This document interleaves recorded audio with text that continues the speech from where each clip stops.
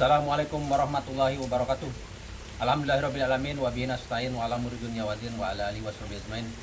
Allahumma shalli ala sayyidina Muhammad wa ala ali sayyidina Muhammad. Kama shallaita ala Ibrahim wa ala Ibrahim fil alamin innaka Hamidum Majid. Rabbi shrah sadri wa yassir li amri wahlul 'uqdatam min lisani yafqahu qawli. Alhamdulillah, saudaraku, jumpa lagi dengan saya Cecep Iskandar dalam channel Gila Bisnis Tanpa Utang. Insyaallah hari ini saya ada di sebuah pesantren yang berlokasi di Serang, Banten. Saya akan berbincang-bincang dengan salah satu kiai, yaitu guru saya, Kiai Haji Hasan Basri.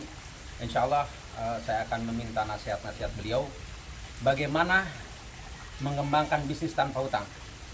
Insyaallah kita akan berdiskusi, akan mendengarkan tausiah-tausiah beliau agar pengusaha-pengusaha yang di luar sana masih bergelimbang dengan hutang. Insyaallah dalil-dalilnya akan disampaikan oleh Abi Hasan Basri. Assalamualaikum Abi. Waalaikumsalam warahmatullahi wabarakatuh. Gimana Ibu Abi, sehat hari ini? Alhamdulillah, insyaallah sehat. Keluarga sehat Abi? Amin. Alhamdulillah Abi udah menerima kami di sini. Saya alhamdulillah sering silaturahmi ke sini. Abi, kebetulan saya juga salah satu pembisnis yang insyaallah proses hijrah. Abi mohon nasihatnya nih dari Abi sendiri, saya dan teman-teman pengusaha atau berbisnis, gimana caranya agar Allah ridhoi Abi di bisnis itu. Silakan Abi.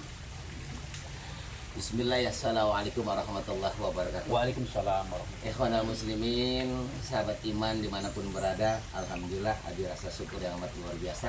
Amin. Kedatangan kakanda di tempat Abi dan mudakarohnya ini luar biasa. Itu tidak lepas daripada syiar ya.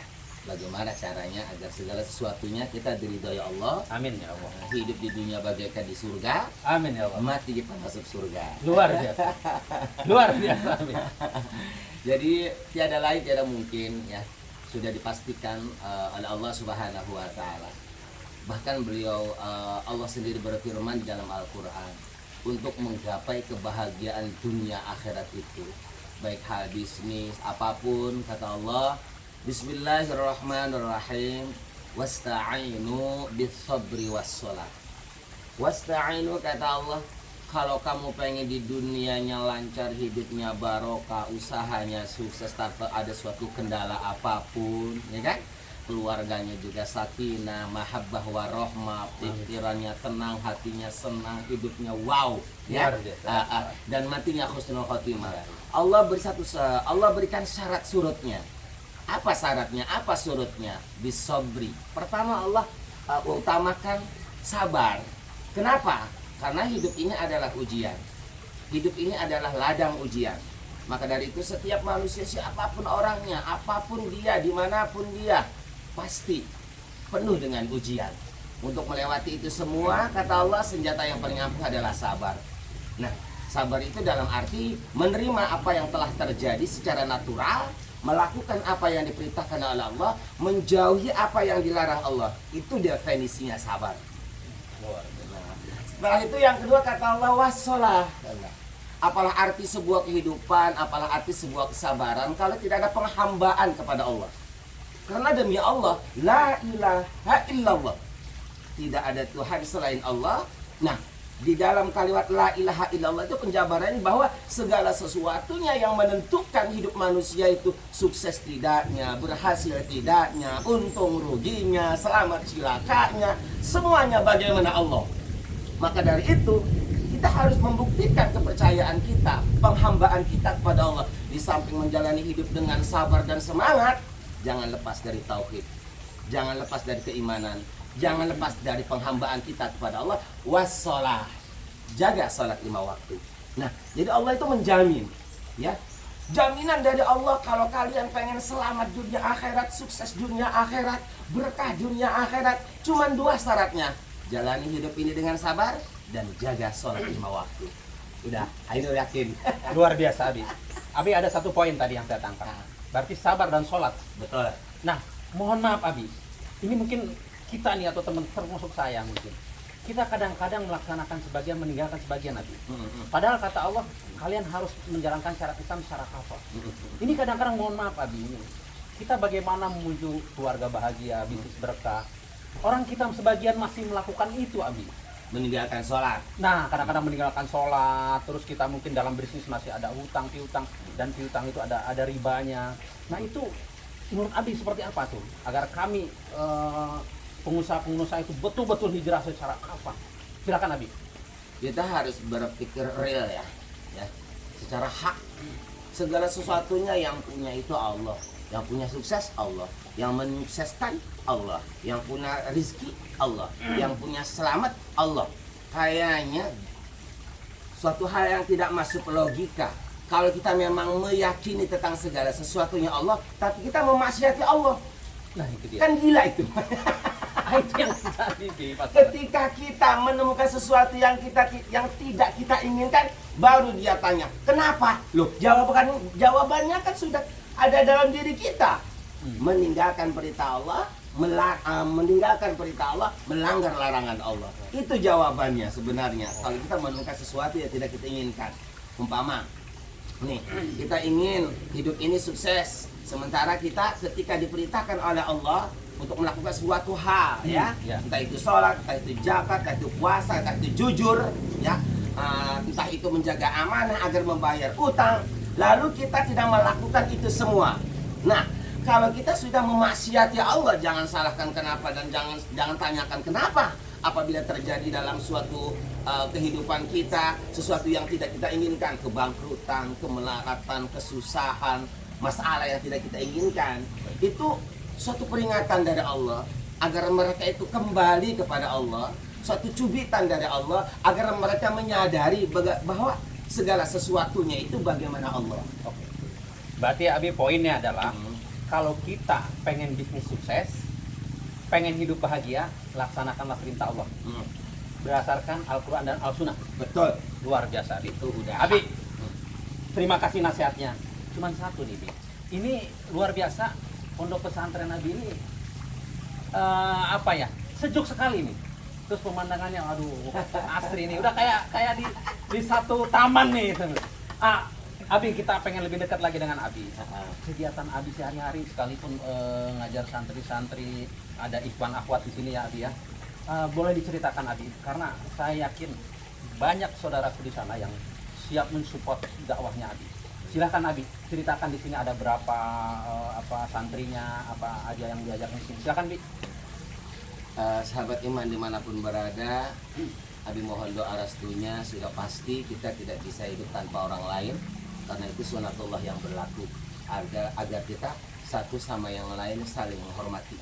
Dengan menyadari bahwa kita tidak bisa hidup tanpa orang lain, insya Allah kita akan lebih memuliakan orang lain, kita akan lebih mengutamakan orang lain, dan kita akan lebih menghormati orang lain. Bahkan dengan menyadari itu, kita akan menguasai yang disebut sifat tawaddu. Artinya kalau orang sudah tawaddu, janji Rasulullah, man tawaddu'a rafa'ahullah. Kalau orang banyak tahu diri, menyadari diri, dan dia sopan kepada orang lain, hormat kepada orang lain, mementingkan orang lain adalah kita adalah orang lain, itu jiwa Rasulullah, maka akan diangkat derajatnya oleh Allah Subhanahu wa taala. Tapi sebaliknya kan ya, kalau orang sudah mementingkan diri sendiri, menganggap orang lain bukan apa-apa, menganggap segala sesuatunya tergantung kita, itu sudah termasuk sifat sombong.